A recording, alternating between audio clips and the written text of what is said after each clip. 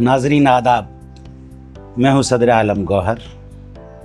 आज मैं लेके आया हूँ अपनी एक किताब जिसका नाम है रूबरू, जिसमें मैंने फ़िल्मी और अदबी हस्तियों से इंटरव्यूज़ लिए हैं।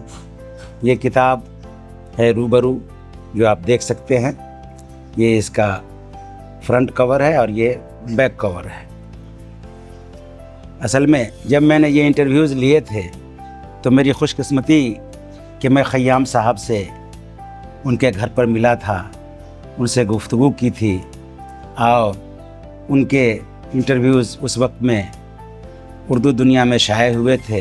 फिर मैं वो इंटरव्यू लेके गया उनके घर देने के लिए, बहुत खुश हुए। मैंने लक्ष्मीकांत प्यारेलाल के प्यारेलाल जी का इंटरव्यू लिया, उनके रूबरू। बहुत खुशी हुई जब उन्होंने वो इंटरव्यू शाये हुआ और वो देखा उन्होंने। इसी तरह मैंने रवि साहब को लिया। रवि साहब का एक दिलचस्प वाक़या है कि मैंने पूछा था कि उस वक्त सारे मौसीक़ार अपना नाम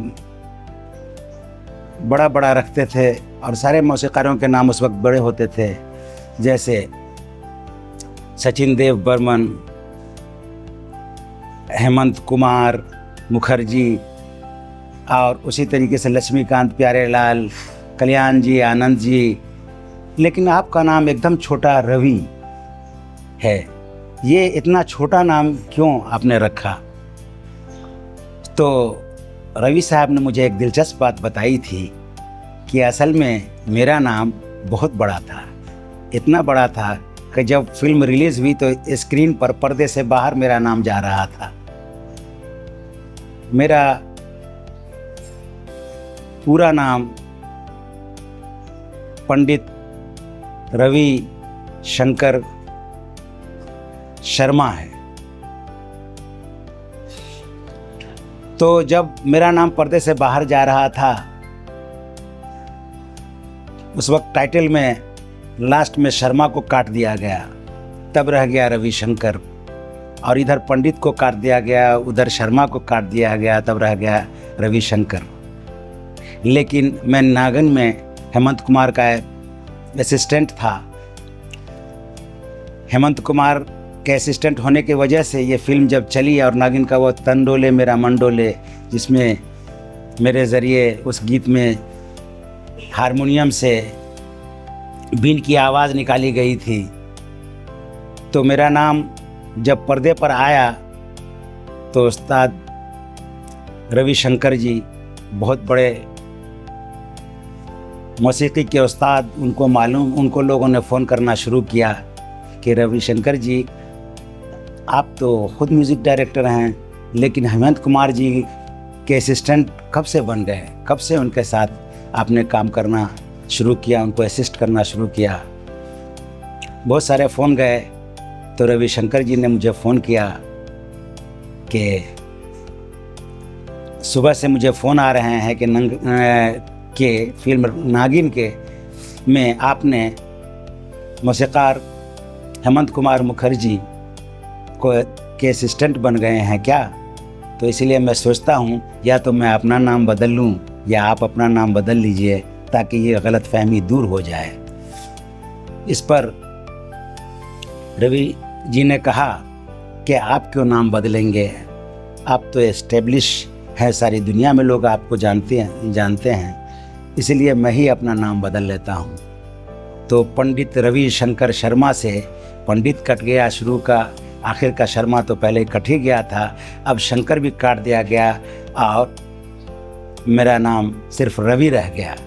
और मैं इसी नाम से म्यूज़िक देता हूँ, लोग जानते हैं कि मैं मौसीक़ार हूँ, यही मेरे लिए काफ़ी है। उसी तरह दिलचस्प बात है कि ख़य्याम साहब को लोग कई तरह से जानते हैं। जैसे ख़य्याम साहब का पूरा नाम लोग नहीं जानते हैं।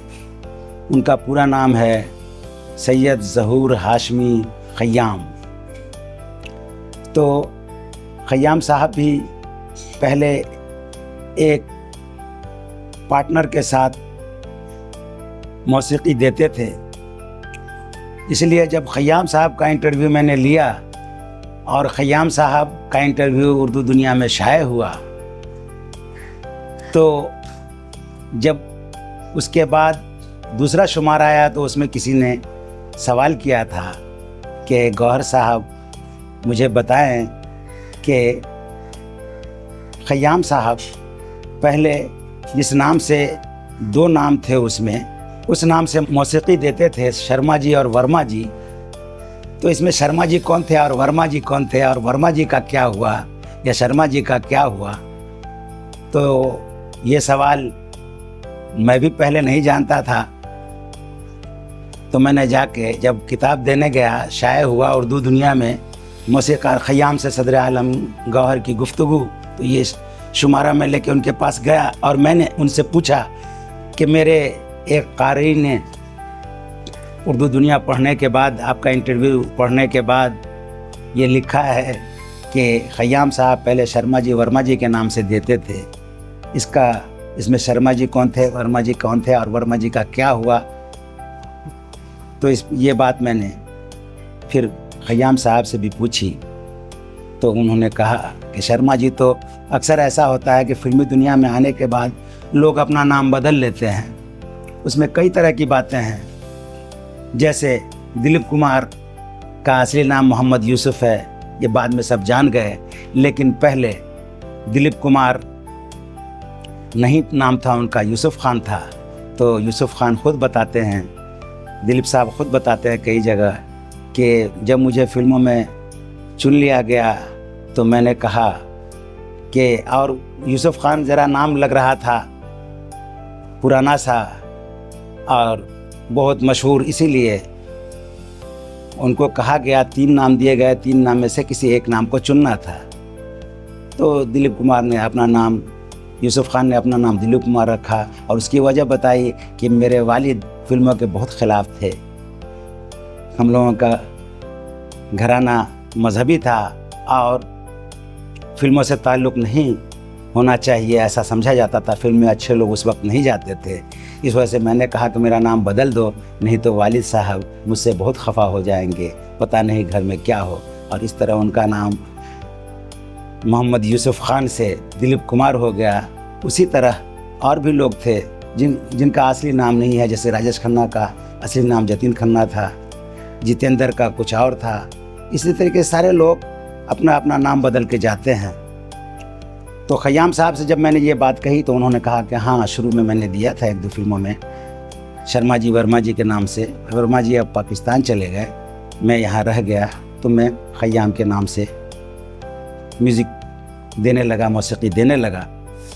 तो ख़य्याम साहब इस किताब में रूबरू, मेरी ये किताब है, इस किताब में मैंने जिन मौसीक़ारों के इंटरव्यू किए हैं, शामिल किए हैं, उसमें हैं मौसीक़ार ख़य्याम, नग़मा निगार निदा फ़ाज़ली, मौसीक़ार रवि, नग़मा निगार नक्शलालपुरी, गुलूकारा मुबारक बेगम, गुलूकार मोहम्मद अज़ीज़, गुलूकार कुमार सानू, मारूफ रेडियो अनाउंसर अमीन सयानी और नग़मा निगार योगेश के साथ हिदायतकार लेख टंडन और मारूफ मौसीक़ार प्यारेलाल, लक्ष्मीकांत प्यारेलाल के प्यारेलाल को मैंने इसमें शामिल किया है।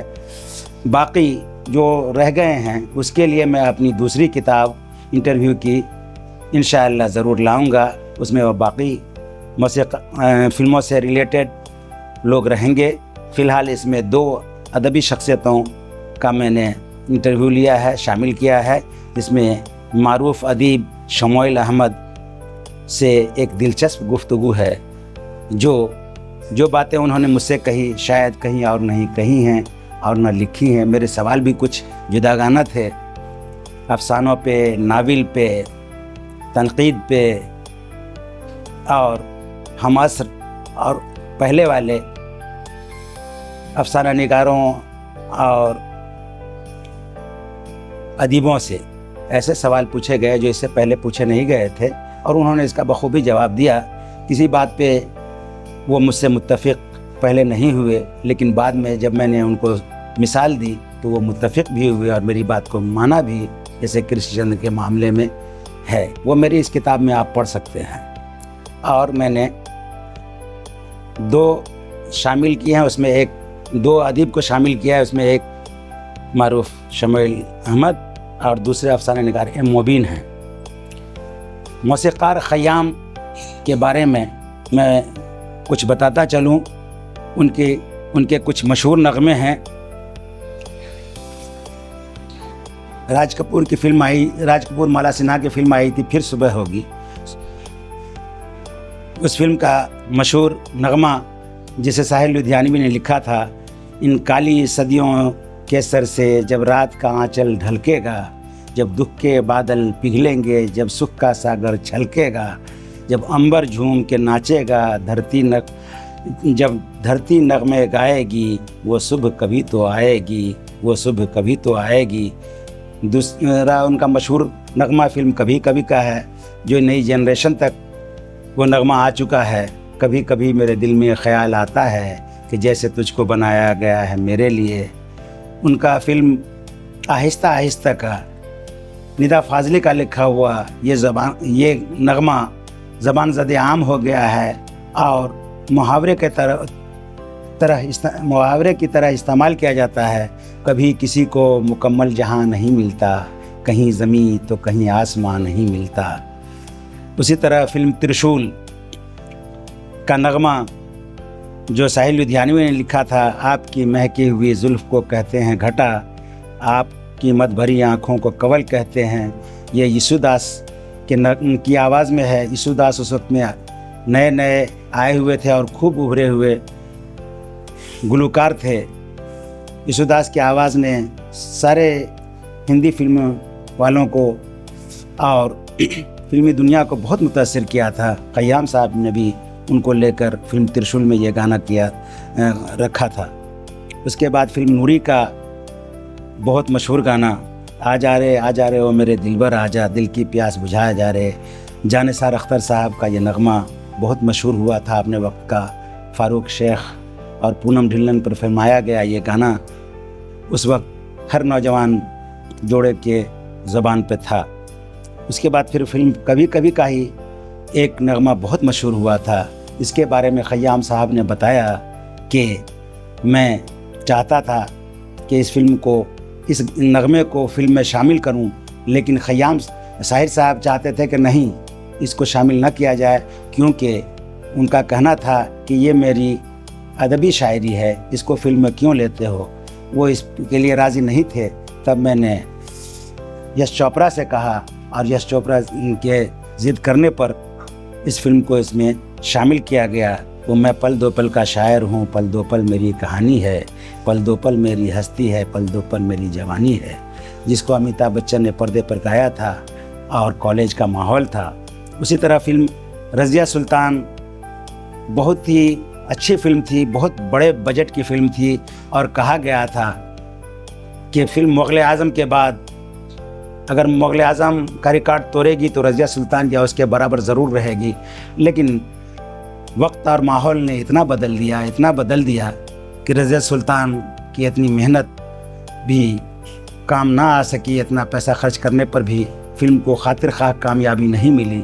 लेकिन मील का पत्थर वो फिल्म ज़रूर है और लोग उसको देखना चाहते हैं। जो शाही शान और शौकत उसमें दिखाई गई है, उसकी मिसाल कोई दूसरी नहीं मिलती है।